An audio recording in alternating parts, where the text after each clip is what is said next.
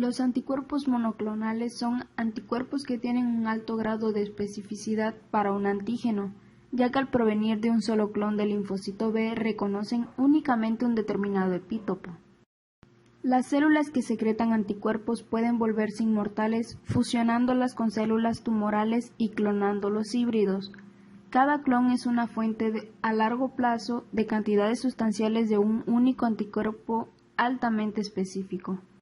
Cuando una sustancia extraña ingresa al cuerpo de un animal vertebrado o se inyecta, un aspecto de la respuesta inmune es la secreción por las células plasmáticas de anticuerpos, moléculas de inmunoglobulina con sitios de combinación que reconocen la forma de determinantes partículas en la superficie de la sustancia extraña o antígeno y se unen a ellos. La combinación de anticuerpo con antígeno pone en marcha procesos que pueden neutralizar y eliminar la sustancia extraña.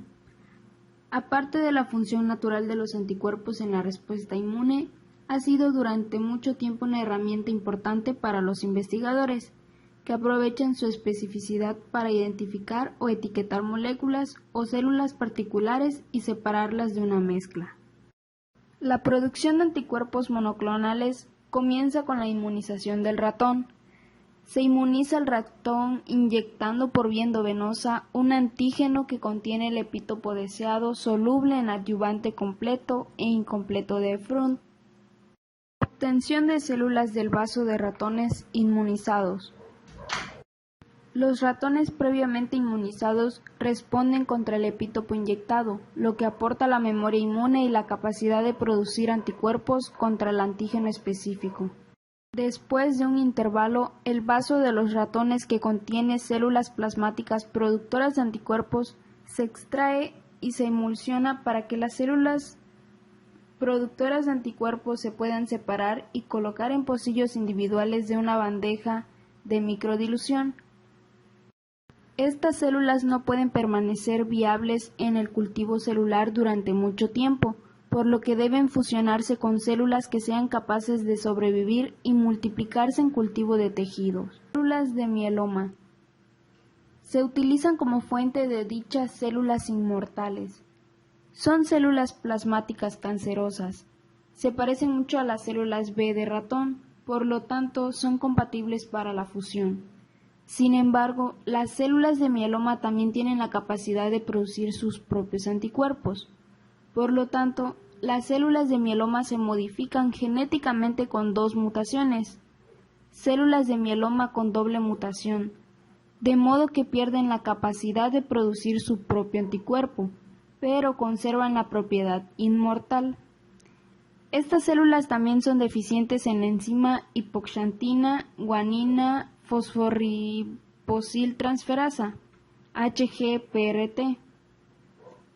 Este defecto conduce a su incapacidad para sobrevivir en un medio que contiene hipoxantina, aminopterina y timina, que es el medio HAT. La primera fusión exitosa de células de mieloma se produjo entre una línea de ratón que secretaba moléculas de inmunoglobulina G completas y cadenas ligeras en exceso, además de una línea de rata que solo secretaba cadenas ligeras. Los mutantes de cada línea respectivamente deficientes de las enzimas TK y HPGRT se cultivaron juntos en un medio selectivo HAC, en el que ambas enzimas son necesarias para la supervivencia de las células. Solo las células fusionadas sobrevivieron, formando clones híbridos. Los clones secretaron en el sobrenadante varias moléculas híbridas formadas por cadenas pesadas de ratón y cadenas ligeras de rata, pero no produjeron moléculas revueltas que combinaran regiones variables de un animal con regiones constantes del otro. Estos resultados indicaron que las regiones variables y constantes se transcriben del ADN al ARN y el ARN se procesa y se traduce en proteína, como se indica en la imagen, y también que la información genética de ambas células parenterales es expresada codominantemente por los híbridos. Las primeras células híbridas del mieloma se prepararon inmunizando a ratones con glóbulos rojos de oveja. Las células implicadas en el experimento y sus inmunoglobulinas Se representan aquí de forma esquemática. Las células del vaso de los ratones inmunizados que mueren en cualquier cultivo de tejidos se fusionaron con células de mieloma de ratón deficientes de HPGRT, que en este caso mueren en el medio selectivo HAT. Las células híbridas sobrevivieron en HAT y secretaron inmunoglobulinas derivadas de ambos progenitores. Algunas secretaron anticuerpos activos, antiglóbulos rojos de oveja. Se aislaron clones de células híbridas que secretaban una sola especie de anticuerpos contra las inmunoglobulinas G, inmunoglobulinas A, B y M. Es decir, cada clon secretaba un anticuerpo contra los glóbulos rojos de oveja.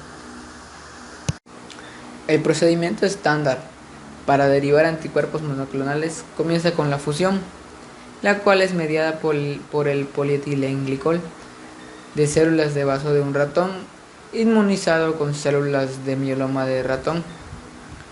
Los híbridos se seleccionan en el medio de cultivo HAT. El medio se ensaya para la secreción de anticuerpos y una porción de cada cultivo positivo se congela como precaución. Los cultivos positivos se clonan y los clones se ensayan. Los positivos se congelan, se reclonan y se ensayan para detectar la presencia de variantes de inmunoglobulinas. Los clones finalmente seleccionados pueden almacenarse congelados. Una vez descongelados pueden cultivarse para producir el anticuerpo o inyectarse en animales para inducir mielomas que secretan el anticuerpo.